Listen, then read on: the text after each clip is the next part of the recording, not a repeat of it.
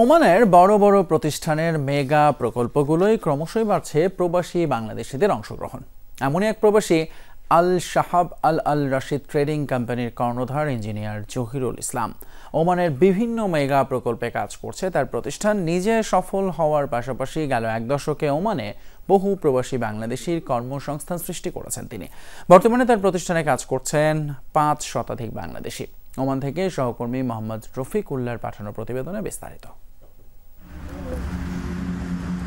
ওমানের সবচেয়ে বড় হাসপাতাল নির্মাণাধীন সালালা সুলতান কাবুস। নির্মাণকারী প্রতিষ্ঠান আল শাবাব আল রাশিদ ট্রেডিং এর কয়েকশো শ্রমিক। এছাড়াও তাদের তত্ত্বাবধানে রয়েছে দেশটির বেশ কয়েকটি বড় প্রকল্প।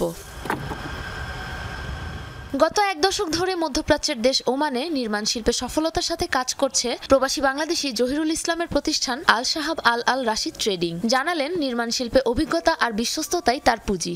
বর্তমানে আমার সালালা সুলতান কাবুস হসপিটাল ওমানের সবচেয়ে বড় হসপিটাল, তারপরে Al Mazuna JD station building 132 KB 33 KB Duqm 400 কেবি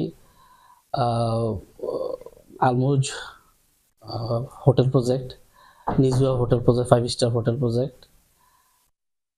ইতিতে আমাদের একটা বড় প্রজেক্ট চলতেছে।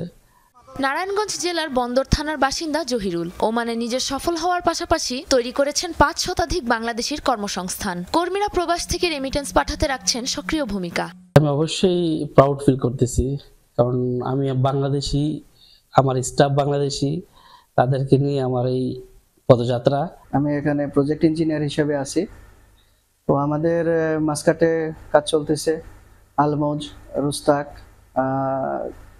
তারপরে হাইতেম সিটি, বড় বড় প্রজেক্টগুলো এখানে সালালাতে আমাদের সুলতান কাবুস হসপিটাল। এক মায়ের সন্তানের মতো মিলেমিশে কাজ করি, আনন্দে থাকি, বেতন ঠিক মতন দেয়, খুবই ভালো আছে আমরা এখানে।